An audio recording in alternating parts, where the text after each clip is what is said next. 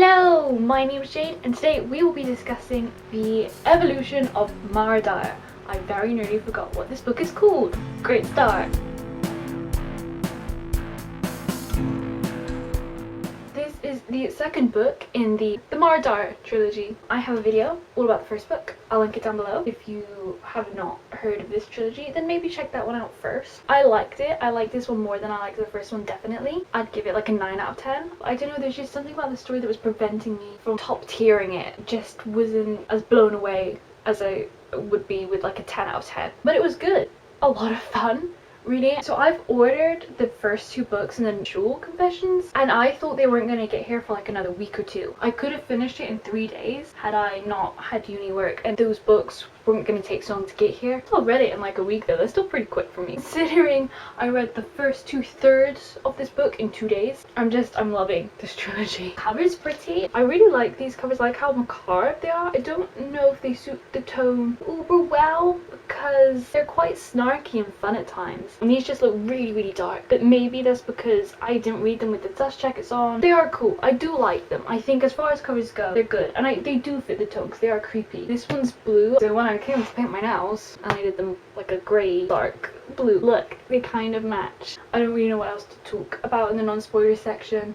This video is already going to be way too long because I have way too many notes. I have a lot of things that I want to discuss. But yeah, so that's it for the non-spoilery section. From now on, I will be talking spoilers. So if you haven't read the book, you should leave because you will be spoiled. And I don't recommend that because they're really good. Goodbye if you have yet to read The Evolution of Dyer. So I finished it yesterday, like midway through the day yesterday, and then I had to sit down and like compile my thoughts on what I actually wanted to talk about. And there's a lot. I don't know how much will make it in because there's a lot. I've categorized it kind of thematically rather than chronologically like I somewhat normally do, because that's just the way that seems the easiest to break it down. It may seem like madness, but it's organized madness, organized chaos, I promise you. Gonna start with okay, I think we're gonna start with like her powers and this whole grandmother situation. Right at the beginning, when she's back in a mental hospital, that initially really had me stressed out, the fact that she was back in a mental hospital. We find out that her mother's mother committed suicide. That's why she's so worried about everything. She says that her mum had magical thinking, which obviously we all know is very similar to some other people we know. It seems like Mara's grandmother had something kind of like Noah and Mara does. Come the end, we find out that it's a gene, so her grandmother probably had said gene. When we had that very first flashback to India, I instantly knew that it was her grandmother. Why India? Why else? The way they were talking about her, it was intense. She had a human heart, so something obviously went down. What is her abilities? Why does she have a human heart, and why was there no blood or anything else? What was her grandmother's abilities? I need to know. Is it similar to Mara's abilities? Is that why Mara's the way she is because her grandmother was the way that she was? Is it like hereditary that this gene will be the same? But it's all the same gene in all of the people, so it's not like this singular gene will be attached to a certain ability and then that can be passed down. Or can it? I want to know. Mara even wonders at one point if it was reincarnation. She had that book, right, with the genetics, genetic memory, which Noah shot her down. And I did really appreciate how he just kept coming up with like the scientific explanations, and Mara was getting really annoyed by it. But I didn't want to think this is paranormal so much as more of a shatter me, the darkest minds ordeal, which is, it kind of feels a little bit like that. But I was straight up thinking reincarnation. They dismissed possession. Oh, my theory. I have the doll, which was really creeping me out. It moved before the dream, and then there was the dream, and as soon as she said it, I was hypnotized by her hands. What is it? A present, something for you to play with, so you'll never feel alone. The freaking doll. It has the blood on it, and I was like, Mara, find the blood, find the blood. And she did. She found the blood. Burn it, bye bye. Now it smelled like human hair. And the note, what do you think the note said? I'm thinking something that would explain like the necklace situation. And then, because it kept moving around, and I assumed along her vein, okay, if we're believing that Jude is real, who else would it be? It wasn't Jude. No, it said quietly. What wasn't Jude? The doll in your bedroom. You didn't put it there. I blinked, not guessing it. Then who did? It felt like forever before Noah finally spoke. You. The gasp. Her subconscious must have been making her move it. So this doll is relevant, and the necklaces, like, they have to mean something. A feather and a dagger, isn't it? Something to that effect. Seems like some kind of balance. A feather represents Noah and his healing abilities, and a dagger is Mara and her killing abilities. Also the fact that their families are connected. I was thinking, is it like a balance situation? Is there a good one and a bad one? Noah's family, they're the good ones, go along the vein of the powers being passed down. Mara's grandmother had, and you know, they balance each other out. I wonder if there was an inciting incident that brought this all on. And the photo, she was the same age. What is that about? If this isn't explained, there are a lot of things that'll be okay. They're not 100% fleshed out in the next one. I can wait for the short confessions, but this needs to be explained. Oh, and the woman screaming whispered louder and louder. It was the same word, just one word that she repeated over and over again. Her front arm rose, her finger pointed at me like an accusation. Mara, she whispered again and again and again, and then she began to scream. These seem definitely to be memories. I don't think she's imagining this stuff. I feel like this is something that her grandmother legitimately went through and legitimately had this memory, and now for some reason it's coming up to Mara. Why is it coming up to Mara now? What triggered these memories, and how is this happening? How are these memories being passed down? Is it the genetic memory thing? Noah kind of made the discovery, if you will, that it was connected to her fight or flight response, and that felt great because it felt like we were moving forward, and I think that was the first time it felt like we're moving forward in a long time. It seems that she needs to be in like a heightened state to trigger these things, but is that only because she doesn't know how to control it yet? Will she be able to control it without being in said heightened state? I think she will. I don't necessarily believe that it's only fight response right now, because it seems too limiting, especially considering what other people can seemingly do. And then Noah also thought that it wasn't so much her just like killing people, it wasn't as simple as that she could manipulate like physical things around her. Like they had a medicine bottle, he tried to get her to move it, and of course she couldn't. Maybe again that's because right now she doesn't know how to control it and she needs to be in said heightened state. And at the end she brought the building down, and the first time with Jude she slammed the doors and that's how the building collapsed. She didn't imagine that other person dead, so it does seem more along that vein. If we look at Mara's grandmother, at the very last memory thing, she opened the cages of the animals. That was manipulating physical things. It supports my theory that their abilities are in some way connected.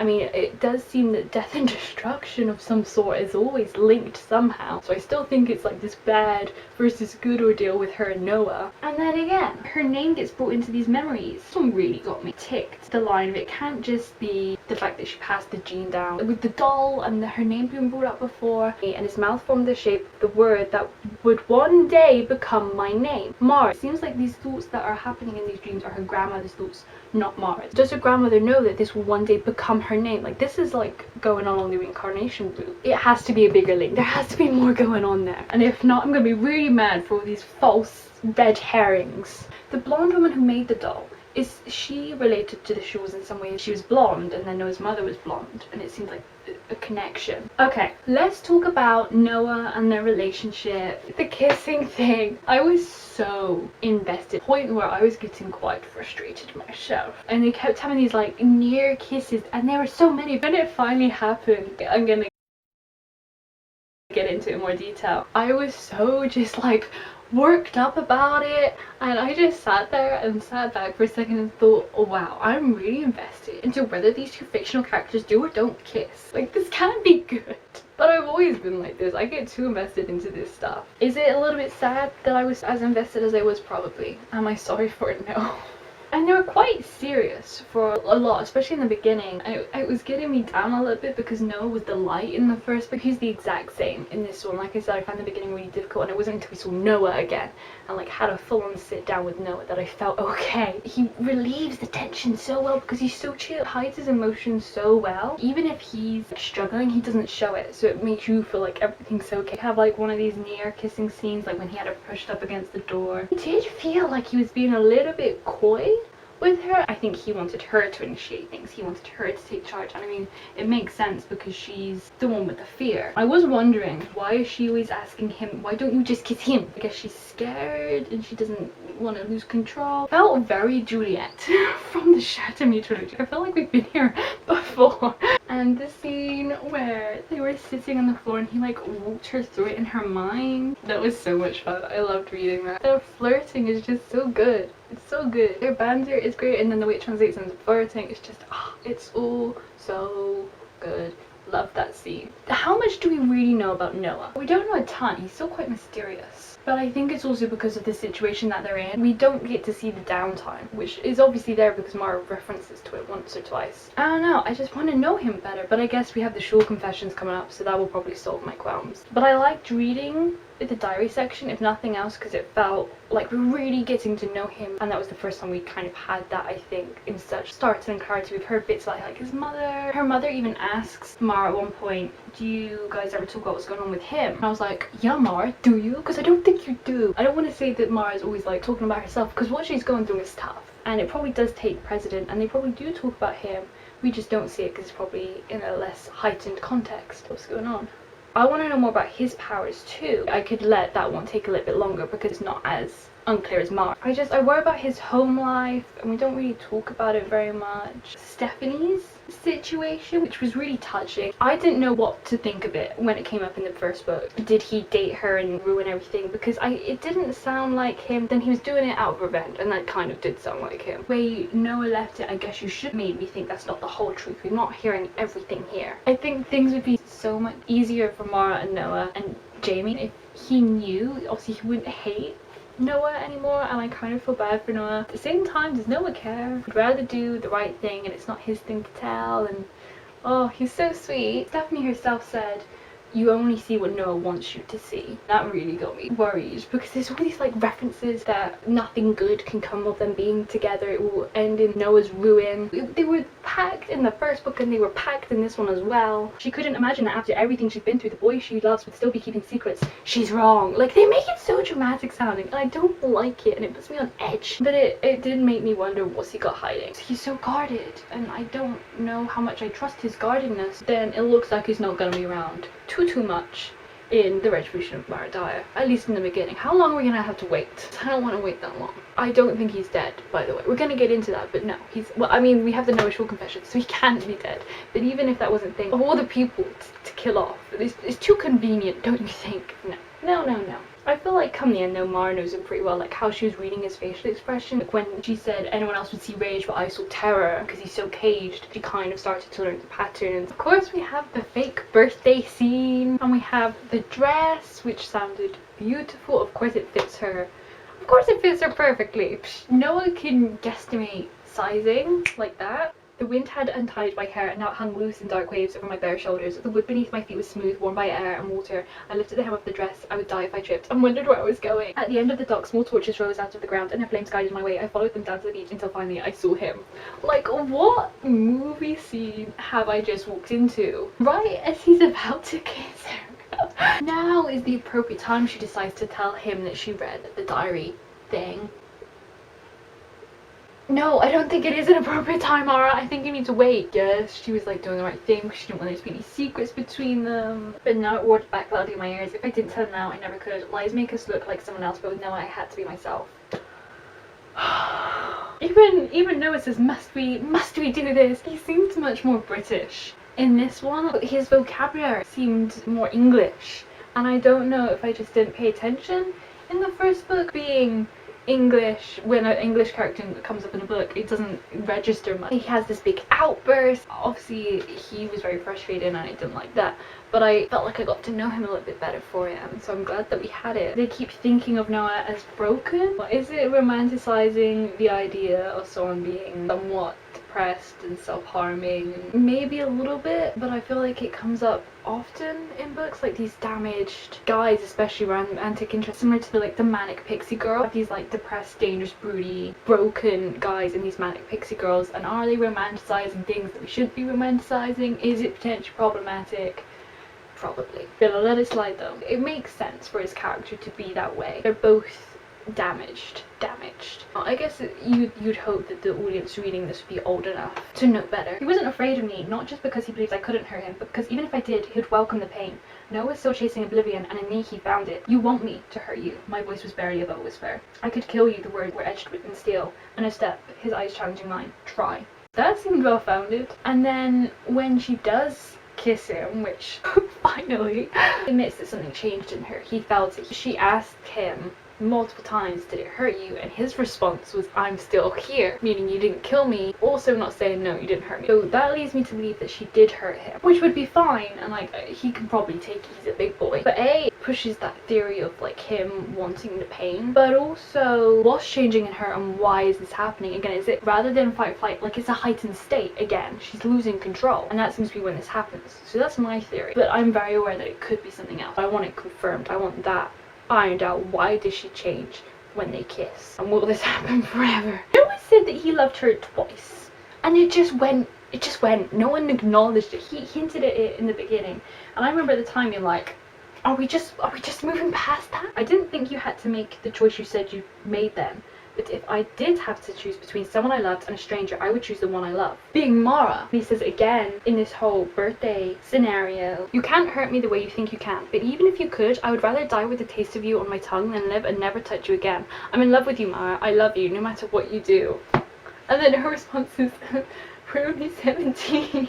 I feel like a lot too fast. It does a little bit, but I think that's because we never see the downtime. Let's talk about some writing things. We often think something and then say something like immediately after it, like they'd be next to each other on the page. Like she'd either think yes and then say no, or there was one or two times where she'd think something and then the way she responded, she said the same thing but the way she worded it was differently to kind of give a different meaning. She kind of like softened it a little bit, and then sometimes she'd think something and then just say the exact same thing she thought, and I really loved this. She still had her snark with the picture. She talked about bursting into flames when Daniel came to visit at like her group. That was wonderful, Daniel, Brooke said. Why don't we all clap for Mara and Daniel? Skirt scattered applause here.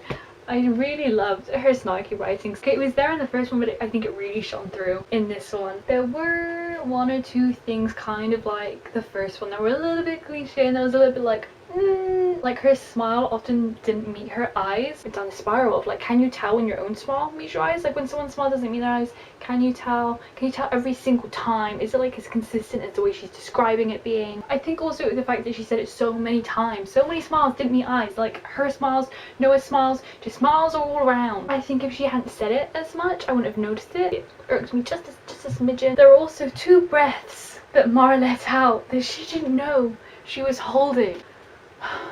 When the thing is, the line rarely changes. I have seen 1 or 2 times where they put a little bit of a variation on it, but it was still very, very similar. And it's in YA particularly, just all the time, man. Strange phenomenon where we hold our breath and we don't realize it. Like, fine, but describe it differently, like so differently that you wouldn't even recognize it. I have some random bits that I particularly liked, or you know, I made me feel emotions, I guess. I loved it when her and her dad ran out in the rain. I loved her relationship with her dad, and I think we saw a little bit more in this one than we did in the first one. I just love her relationship with her family in general. Most of these things about her brothers, they're so cute, and I love Noah interacting with her family, and I'm worried that we're not going to see her family as much in the second one because of the given circumstances, and I hope we do. It doesn't have to be saturated, but those little moments, and I talked about this in my first video about like the humanity of it all, how nice it was. Daniel thought she was possessed too. It wasn't just me, and he felt really strongly about it in the Ouija board, and I don't know again if that was just like a red herring type thing, but like the fact that it came up multiple times for a minute had me like, is Jude a ghost? Am I right? I loved it when he said about how she doesn't watch Buffy and how it was a flaw in her. Just their interactions are so good. I know he walked off shouting, and I loved Joshua's and Noah when they were playing the game. I don't know about you, but after letting your brother win, I'm quite famished. Joseph slit his eyes at Noah. Liar. Prove it. Noah shot back. I can prove it. Then if you're part of me, Nemesis, he said to Joseph, we will rematch another day. You'll still lose. The corner of Noah's mouth lifted as he walked to the kitchen. I joined him and watched him rummage in the refrigerator. Fancy a cucumber? He said, holding one up. You're not very good at this. And then the shouting back and forth. Just that whole scene was so great. I loved it. When Daniel visited Mara in Horizons and he said all the things. That was so sweet. It was so nice. I love how like Daniel always has her back. He gets what she's going through in a way I think her parents don't, and the fact that she still needs to be a normal kid. And I hated it when after the whole like suicide scare, it scared the hell out of us, Mara. I closed my eyes trying not to sound as infuriated as I was. This was Jude's fault, but they were the ones who had to pay. I know I said evenly, I'm sorry. The apology tasted foul and I felt the urge to spit. I just keep, what if the police found you an hour later? Like how frustrating it was that she had to apologize, that she had to admit and be like, yeah, that was me, I'm sorry, I didn't mean to do that. And I just watched like her brother break. And they were stealing the files and Jamie found them.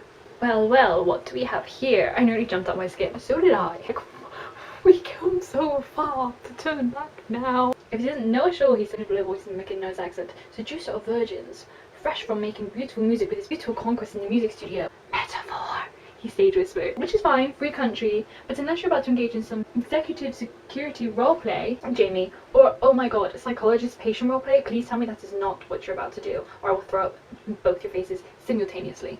I love him. Okay, so Jude and her mental health. And I say that because there were some things that I was like, is this Jude or is this her? And there were definitely some times where things would be her. The cat, I felt so bad for her. At the end of the Unbecoming of Mara Dyer, I was unsure whether it was Jude or not. I didn't know. Was he a hallucination or was it someone else that, and she just put Jude onto him and that's why she felt him. Wasn't really sure for the beginning of the book. In theory it could have been like another wild animal that killed the cat or something else could have killed the cat. It didn't have to be Jude. But I really hated it and like she couldn't tell anyone because they wouldn't believe her. She had to like clean up the blood and oh, I just felt so bad for her. When she's in the car with her dad, her reflection winks at her. Now that's not Jude, that's not Claire, it's not got anything to do with her power, I don't think. That's her. That's on her. So I think she's definitely still suffering with PTSD. We can't say that she's okay, because she's not okay. There's still stuff going on under the surface, and I feel like we didn't see that as much in this one. Some of the stuff that happens in the Unbecoming of Mara Dyer. Jude messing around with her, obviously now we know that was Jude. He took Joseph, had the key, he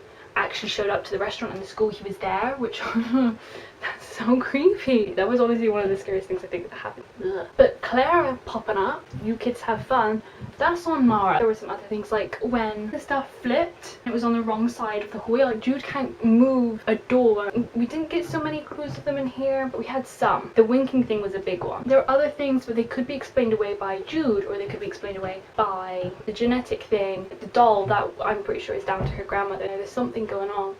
And subconsciously she knew that doll was important. But that one thing, the winking thing, can't be explained away like that. So why is there only one? I think there's a bit of a consistency flaw there. I think if it is alluding to the fact that she's still not okay, I think we need to have more in there. I guess to help me over and over. That one could also suggest that she's not okay, but it could be something to do with her grandmother's repressed memories. I even think that maybe it could have been Jude. He did it, kind of convince her parents that she needed to be sent away to the retreat place. I feel like it does come back into play later on.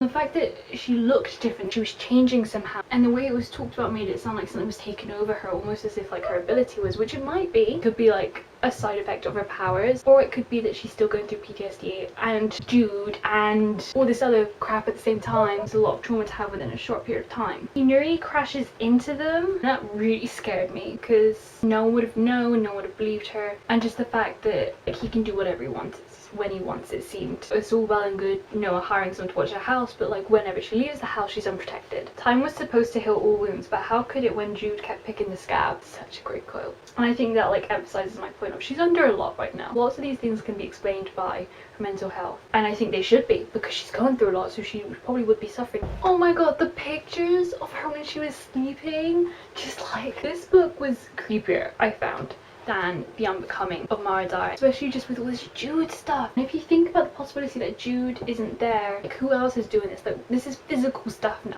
and it's so creepy, and no one believes her, which just makes it even more scary. I lost it when I found out because I was so intimate when she's asleep. Why was her journal in Daniel's room as well? I didn't like that situation, and I don't really understand it. I think we need to come back to it in the next one. And then it turns out that they didn't live at the house that Mara thought they did, or they did, and like what? Why? Or Claire gave them a fake address. Did Mara actually ever go there? Had Rachel ever actually gone to Claire's? Is this knowledge that we know and solid? Because I remember feeling a little bit confused and not feeling 100% sure. Could it be that it was a fake address and Dr. Cowles was in on it the whole time, because at the end she was in the asylum. I'm thinking that she was a player way early on, that she had been influencing Jude early on. And in the list of the names with the powers, JL, artificially manifested. She did this to him. There's also CL, artificially manifested, diseased. I'm guessing that's Claire. So my thinking is that Claire and Jude were involved early on. So I'm thinking that she kind of like raised them and did this to them. And they did have parents at the funeral, didn't they? Unless they were actors, maybe. Parents didn't know. So what's up with that? What's up with the house? I need that. I need to know that. That is an answer that I need to know. And then we have the creepy tape of creepiness. I just feel so bad for Mara. She keeps having to relive this really horrible thing that happened and that she feels really guilty about. And she wakes up in his car. She must have been drugged. When did this happen? Like completely just thrown through a loop there. And hearing the way he was talking about her family and Joseph, I didn't like it. And just that whole scene where he had her tied up, it just made me really uncomfortable. The way he was talking about her, he sounded so predatory, just vile. Oh, I had to put it down. A little bit squeamish. Thing is though, it's weird and it comes up at weird times. Like I get affected by it at weird times. It got to me. I felt really faint and I had to put it down and just like completely, nope, this is fine, you're not there. And we have the whole cop situation and he stabs himself. And I was expecting him to stab the cop, and then the cop like has a seizure. Like instantly connected two dots that like Jude must somehow have done that. Like why would he stab himself? What purpose does he gain? And that's weird. And the fact that John didn't stop him when he's supposed to be this like, crazy good security guy. It was weird. Then she gets sent back to the hospital. I was so mad. I'd come so far. She'd have gone through so much like pretending that everything's okay. I don't know if I would have the energy to do what she did, because even around her parents, she was constantly fake smiling. Everything was fine and dandy, and more than fine and dandy, everything's sunshine and rainbows. Only to be sent back to square one. When she woke up and was trying to tell her mom, part of me like really felt for her, because of course you want to tell her, but they're not. Mara just, no, like you're hammering the nail in the coffin. That's the one. They wouldn't listen to me, only one person would. Noah, I whispered into the thunder. I felt really bad for Noah, listening to him like recount how he saw it. When she got kidnapped, I thought like he would instantly see all of it. I'm glad that she bit down her tongue though, because she thought it was pain induced, just for good measure. That would be interesting to see if it is pain induced, or if he would have just seen it even if she hadn't bit down on her tongue. You told me about the notebook you didn't remember writing in, and I'd never heard you sound like that. His voice grew distant. I scrambled to get to Boston to make the other flight. The second we hung up, I did, and I was trapped on that fucking plane, but he forced you. No, I didn't finish his sentence. I felt you dying beneath my skin, he said, his tone hollow. I called Daniel from the plane. I dialed it again and again until you woke up. I told him you were going to kill yourself, Mara.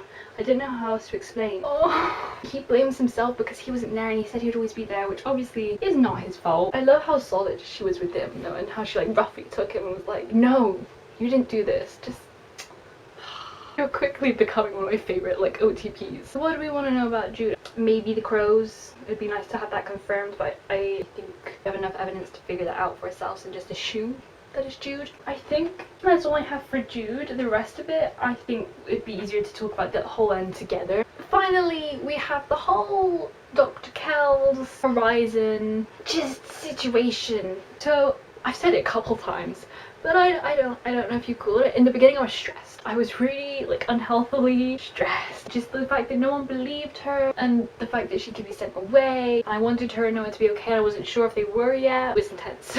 As soon as Dr. Kells was introduced, I'm pretty sure I didn't trust her. And I remember thinking like, am I overthinking this? Never trust anyone in these YA books because adults are bad. Especially when she left and she stood there, I like watched her.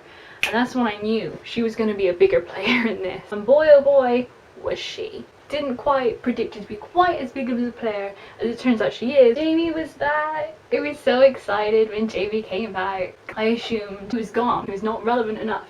Turns out he's highly relevant and he gets to stick around. I'm very excited about that. There wasn't much to see and I found myself idly staring at the ductwork at the exposed ceiling when something soft hit me in the shoulder and then bounced to the floor. I flinched. It was that sort of morning. But it was just a crumbled piece of paper. I opened it to find a crudely drawn picture of an owl with a speech bubble that said, exclamation point, exclamation point. I whipped around. Well, schmear my bagel if it isn't Mara Dyer. We sign in to the Horizon. She's going to this stupid thing which I hated, but at least it's not residency. And could everyone be just like a little more patronizing?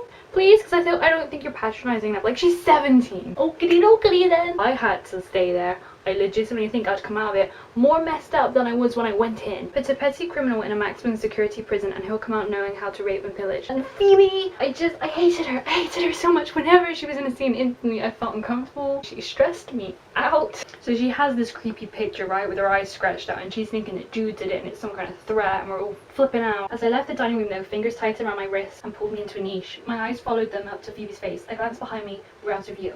You're welcome, she said tonelessly. I wrenched my arm away. For what? Phoebe's face was a blank mask. For fixing your eyes. Ew, ew, ew, ew, ew. We go to her office and it's all white and there's no clocks. She's like, it feels weird in here. And I'm thinking, what are you, Dr. Kells? And she like goes to sit down and she almost misses her chair. When she took all the medications, I was thinking, okay, so they're gonna give her something dodgy. Give her some kind of drug that's gonna cause hallucinations. I was convinced that they were gonna try to make her seem crazier than she actually was to get her into residence. I wasn't sure why. I wasn't sure what their motive was though. I didn't expect it planning out the way it did. I just knew that they weren't to be trusted and they were doing some corrupt stuff. And the interview she had didn't feel right to me. Something just felt off about it, and obviously I'm not a therapist, so I don't know, but it felt very different from the first session she had back in the first book. Felt much more like she was prodding Mara and trying to provoke her and trying to get answers out of her again, which led to me believe she was trying to make her seem crazier than she actually was. And then she blacks out and has the first dream. Did they give her was the memories triggered by one of the drugs she was given? Did I crack the case? I think I might have. I might also not have, and it might just be like genetic memory. Still weird that there are legit memories coming to the surface, but did they cause it? How would they know about her grandmother? Oh, okay, the whole Madame Rose ordeal. I put this in this section because of one Lukumi. So that was, you know, one of the things that happened in the first book that I was like, I need an answer to, like, where did the shop go? It was kind of explained away as they get prosecuted a lot because of animal cruelty. So say it was 246, he was 4, and then 4 had gone and it was 26. Like, there was no space where that shop would have been. That's still weird to me. So Madame Rose was paid off, right? The boy is destined for greatness, but with you, he's in danger. You are linked, the two of you. You must leave him. I found that to be really accurate though, and even if she was paid off, like, it still unsettles me. Because, again, if we're going down this thing I keep going to, he's good and she's bad. Power's pretty darn cool. Like, it's pretty miraculous, if you ask me. She's the opposite of him. With him, he can't achieve that because she's going to keep pulling him into her mess rather than him doing what he's supposed to be doing. And the two of them are linked. The necklaces, their family history, they're obviously linked. This whole thing about she will love him to ruin. It's constant foreshadowing that Noah and Mara won't end happily ever after. The reason why it's making me work, because it's constant. You have these really dramatic like blurb and they're all really bad, and they happen before the Noah Shaw books as well. Noah thought he could trust Mara or something, he can. My worry is the end is the last Noah Shaw book. That's the actual end. I think that's where we're gonna leave them. What is she gonna do in that last book? We know that the retribution of Mara Dyer, neither of them die and they're in speaking terms at least. The worry is that this constant foreshadowing and things will happen throughout the first 2 Noah Shaw books, and then who knows what she'll do in that last book. And that's a lot of books only for it to end, sadly, and I will be so mad if it does. But anyway, she says he has an accent. This is the thing that, like, already I was instantly thinking, okay, Lukumi, like, he must play a bigger role here. He couldn't have just disappeared off the face of the earth. But then he's trying to offer her money. God knows I could use it, sweetheart, but I can't take money from either of you. Why not? Her gaze drifted off into the darkness. He told me I couldn't. So what? Noah asked. Why listen? Voice grew quiet. Because he's the real deal. Isn't he supposed to be like some kind of like witch doctor? That scary threat. The Lukumi, I think, did that. All of the information that I said, it seemed really real. If he and Dr. Kells are working together, she tell him to tell her all the stuff. Does she know that they're linked? Does she know about Mara's grandmother? Does she want them to break up for some reason? If so, why? Or is he going rogue on his own and he wants them to break up because he can sense the goodness in Noah and the badness? You know, he was pretty freaked out when he saw Mara. He wants them separated. He's got a bigger role in this. I just don't know what yet. Anna careened off an overpass. Jamie told her to drive off a cliff. That's a weird coincidence, and why else would she die? Accidents don't just happen in books, that's not the way this works. So, what's Jamie's power? Him telling Anna to drive off a cliff has to be in there somewhere, especially with what happens with Jude. Can he tell people to do things and then they'll do them? Okay, so skipping forward, he's being sent off to Horizons, and I actually teared up. It was like 30 days without a phone call, and then she was staying for 3 months, and that's a long time. And in her shoes, I would feel awful, and her mom didn't really want her to go, but she didn't know what else was best. It's just a really hard situation, and it was really hard to read. And at this point, I'm just like dreading. What if the next book just stays in Horizon? She's just on her own going crazy. Then Jamie waltzed in, dressed in black. He saw me and made a beeline. This is your fault. I closed the book. Hi Jamie, nice to see you too. I love how Jamie just like immediately was like, this is your fault. No hello, no oh, I'm sorry to hear about what happened. So, what did I do this time? Interesting choice of words, Amy said and looked over his shoulder at the doorway. I followed the line of his gaze and saw Noah. Here. The conversation she had with Stella, and so I was like, that really beautiful guy, yeah. The one with the blue eyes, yeah. Oh, and that smile too, yeah. And I felt okay again because all I need is Noah or Jamie. I'll take either, really. As long as I have one of them, I'll be okay. I just can't be with Mara on her own. It's too intense. Of course she's rooming with Phoebe. Who else would she room with? I completely forgot to say, when she was talking about her boyfriend told her to put it in her bag. Why wasn't the immediate assumption Jude? I mean, I feel like Mara's smart enough that she knew. She knew it was Jude, but why wasn't it brought up in the book so that we know that she's smart enough to know it's Jude? Because she is smart enough to know it's Jude. When he got up in the middle of the night, she's like, who's Claire and Rachel? You told me everything. And she's talking about like Bloody Mary. Pretty freaky, man. And the fact that she keeps putting on this show, and she did it earlier in the book as well. As soon as Brooke turns her back, she like smiles, and it's, just skipping forward quickly so we can be done with Phoebe and her shenanigans. When we saw her dead, that was intense. I guess I feel bad for the kid. Sounds like she was manipulated by Jude. She wasn't wholly in control. It was very, very unethical practice from Dr. Kells. And it was pretty mad. And I didn't like reading that section either. Okay, so Noah senses something up with Stella because he saw her. Someone broke her wrist. I want to know more about that. Who broke her wrist and why? Because she seems to have like a pretty dark background, the way she's so reserved. I think he thinks that the people he sees in his visions are people like them, people with these weird powers, which would mean that Jane is like them. I'm assuming it will be looked into in the future. I also loved it when they were reading through the files, which is very sweet. To be together in the retribution of Mara Dyer, I'm gonna be really, really sad. So there's this whole contradictions thing. I might do my own research on that to understand it better. I don't think Mara completely understands it anyway. Come the end. Reassures me that they should be explained in the next book because she's also uncertain. And she was being sedated, drugs she was taking. I knew it. I did not, however, see coming that Dr. Kells had a camera installed in her room. How and when did she do that? Why was she watching her? And ew, hate it. I hate her. I can't stand that we're now trapped with her. Okay, so we have the whole end section scene where they're locked in the building. They can't get out. Lights aren't turning on and there are no adults around. They walk into the Zen garden and what a scene to behold. That was so dramatic. The end was like epic vibes. And from here things go very, very quickly. I had to reread a lot of it. When I finished, I had to go back and reread chunks as well because everything happened so fast and Mara was thinking so quickly, which you would in that situation, but I struggled understanding what happened some of the time. Just kept jumping to conclusions. I went back through and I think most of them were pretty well founded and I just misunderstood some of the things the first time around. So Jude thinks that she can bring Claire back. He says that Claire was his family, which supports the idea that his parents at the funeral, they were like actors and really just involved with Dr. Kells, and everything he'd done up until this point was to induce fear from Mara, which makes sense that it wasn't just mindlessly torturing her, although he did seem to reap a lot of enjoyment out of it. But I do wonder if come the retribution of Mara Dyer, I don't think he's dead. I think he's still around, unfortunately.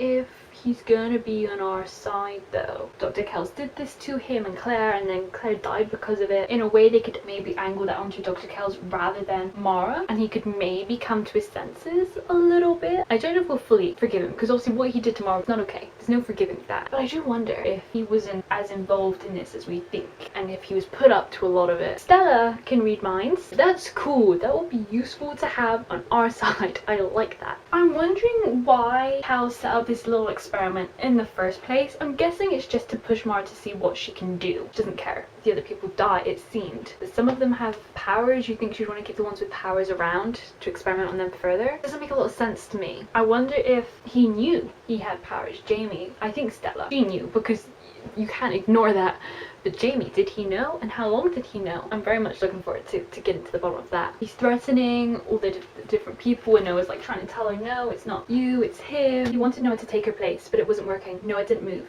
Jude dropped Stella's wrist then. She fell back against the bloody sand, and I felt a split second of relief, until Jude pinched the back of Jamie's neck. Everything changed. My stomach curdled with fear. Not Jamie, you bitch. I let this one go, Jude said with a wholesome smile, if Mara takes his place.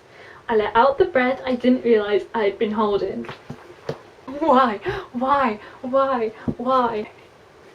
I laughed so loudly. And then Noah and Jude had the fight, and it was so cool. I loved how cool Noah is. Jude, when he hurts himself, he can give people seizures. Mara said that he was more powerful than she was, but I don't think he was. He has to hurt himself to be able to do it, whereas Mara doesn't. And she can cause a lot more than a seizure. Although he has healing abilities as well, doesn't he? Because he grew his hands back. Also interesting, the fact that it's a little bit of Noah and a little bit of Mara. He was artificially, he didn't have the gene. So did they know about Noah's and Mara's powers previously and did that on purpose? Did they know about her grandmother and Noah's mother? For ages, I was just like, why doesn't Mara try and kill Jude? And then she did when she finally got kidnapped. It wasn't working. Huh, that's weird. And with the seizures, Megan and Adam were having seizures, but not Jamie and Stella, because his powers couldn't affect them. And then Mara's like, well, my powers can't affect them. Maybe when I bring the building down, maybe they won't get hurt. Like Jude survived when I brought down the asylum. And this opened up so many questions for me. If Mara and Jude's powers can't affect other people with powers, can Stella? Can her powers affect people without powers? Can she read other people's minds if they don't have the powers?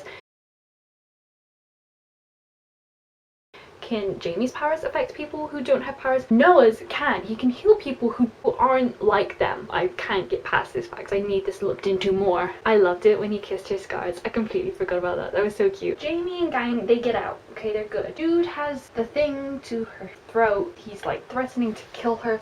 Why? I don't understand why at this point he's threatening to kill her. Because his motivation for doing this is to bring Claire back. She's dead. Claire's not coming back. So is it to get payback at Noah? I think he was like smiling and taunting Noah. Did he just decide, you know what, screw it. Claire's not worth it. You're gone to me now. Did he believe them when they said that she can't bring Claire back? What happened there? Because it happened so fast and there was no hint of him changing his mind, and it just didn't make sense to me. Did anyone else feel like that? She decides to bring the building down because she wants to stop him. She doesn't want him to kill her, presumably. And she knows it's not going to kill him, but she needs to just bring an end to the situation. Starts pushing him into the wall, pinned him, crushed him against it so firmly that bits of plaster seemed to shake off and fly to the floor. I was stronger than I knew. I couldn't kill Jude with my mind, but I would kill him with my body. He deserved to die. So she seemed to be like she could genuinely kill him in this moment. In which case, why didn't she keep going down that road? Maybe, you know, Noah's right there. He could give you a helping hand. Get one of those things from the floor and slash it. I guess he could heal in the same way Noah could. But maybe have him unconscious enough to wait for the next day and for people to come back. She probably just saw red at that point and decided to bring down the building anyway. I was running out of time. I would have to choose even though neither option was good. Maybe our hero could see another way out of this. But I was no hero. You always have a choice, Noah had once said. I made mine. So cool. So she brings down the building and we wake up in a hospital room. I'm assuming we're still at Horizon. I'm assuming that her parents aren't going to hear anything about this or know anything about this, and they're going to explain this away somehow. Like I said, she was at the asylum, so she was there, and I wondered if she told Jude to do what he did to provoke Mara. She had a much bigger role in this from the very beginning, because why else was she there? Why was she there? Is Horizon only with powers? I don't think so, because there seems to be people there without powers, but are these failed attempts of people with powers? Is this something Dr. Kells is doing on her own? Is this her weird little experiment? Is there like some kind of organization behind it? Is it much older than we think? Like, was it around at the time of Mara's grandmother? Is that why the two of them are connected in some way? Oh, I didn't even entertain that possibility. Or is this a government thing again? I kind of want it to not be a government thing. What's going on here? What are they doing? Why are they doing this? There's so many questions around it. So many questions just in general asked throughout this whole book. I'm thinking not all of them are going to be answered in that last book because there's too much. And I'm okay with some of it, but I think like Horizons and her and Noah's connection, the family thing, those two are really big and I really need all of that cleared out. I have the list, right? A bit of a coincidence that Jamie, Noah and Mara all have these abilities. A bit of a coinky dink. Contradictions. that weird thing that we talked about earlier. Like, why is Noah's list so different from everyone else's list? And what are these contradictions that Stella and Mara have? What's that about? I don't understand. They all have these side effects, right? Is that how they describe them? Side effects: occurring PTSD, hallucination, self-harm, possible schizophrenia/paranoid subtype, responsive to. Are these side effects of the trauma that they went through? Because my theory of why they all had these powers was that they all went through trauma. Noah saw his mum die. Mara was being sexually assaulted. Here's my question: did the trauma come first? And these are side effects of the trauma, but the trauma was necessary to trigger this response out of them? Or are these direct side effects of powers? Are they directly linked and that trauma isn't even involved? Like, did Stella go through trauma? Did Jamie go through trauma in the same way these two did? Mara's also called a carrier original, whereas Jamie, it seems like, was induced. So it seems like his was brought out of him purposefully. Stella, it seems like, isn't original because it just says origin unknown. So Noah and Mara are original carriers. Jamie suspected original. They don't know about Stella. What's that about? It seems really technical, and I wonder if this was a man-made thing done way back. I don't think we do. I was wondering kind of before the last chapter. Obviously this is all very messed up, but is she genuinely trying to help? And she said to Mara, like, you're hurting your family, we're here to help you. And on the one hand, I could see that that ended up true, and that she could be trying to teach them to control their powers, but she's going about it so shady that I don't think that's what's happening. I think this is all a ruse of some kind of bigger plan, and she's going to kind of like convince Mara out of that whole incident that just happened and come up with some kind of cover story. It's weird how, like, Brooke and all these people, are they on board with it? Do they know what's going on? Megan and Adam, were they suspected to have it and they just didn't? So do they just like intermingle them with other mentally ill people to, you know, because they said themselves that it's the perfect disguise because no one's going to question them, no one's going to believe them, no one's going to take them seriously. So is it a real mental hospital with real staff working there, and then some people are just in the know? What are they trying to do to them? What is their goal here? Do they want them to have powers? Do they not want them to have powers? I think that list of those names, that cleared up a lot for me, and that triggered so many theories. I mean, you heard. I'm assuming a lot of that will be cleared up in the retribution of Mara Dyer, because Mara herself, like I said, she was pretty confused come the end, so a lot of this has to be cleared up. Seems like she lied in this truth. I hated the truth serum and how she was like, she couldn't move. It was just so frustrating. I hope this stuff doesn't continue too much in the next one, or it's gonna really bum me out. This is what I knew. I was trapped in my body, in my bed at that moment. But even as I looked out through the windows of my eyes, through the bars of my prison, I knew I wouldn't be trapped forever. They rattled my cage to see if I'd bite. When they released me, they'll see that the answer was yes. So good. And I love how it's like an animal metaphor, when just before this it was the dream where her grandmother released the animals from their cages. I'm so excited for the retribution. I've heard a lot of mixed things, honestly, so I'm worried. I've heard some people really like it and some people really don't. Hoping that I'm gonna go in with an open mind and I'll be okay, as long as it's not too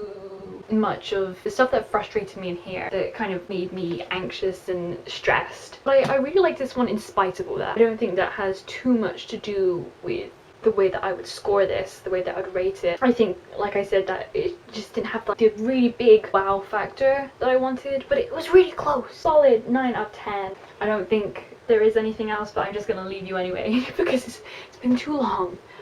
This has been a whole day of filming and my camera's about to die for like the 500th time. Thank you so much for watching. I hope you have an amazing morning, afternoon, evening / night. My name's Jade. I hope to see you again next time.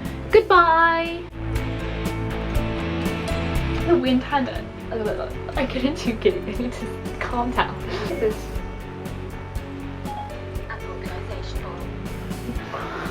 scary. When I used to kind of read them with a dust jacket on, and bubbles are flying past my window. You're trying to entertain the dog. Okay, did it? I did. Oh, no, we're not there yet. Avigor. He seemed very much. He seemed. Oh, this has changed.